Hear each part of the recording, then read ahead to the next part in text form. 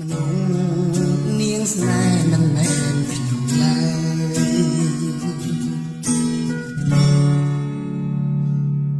អូនមិនបានស្នេហ៍គេនាងទេគ្រាន់តែអាណិតថាបងទើ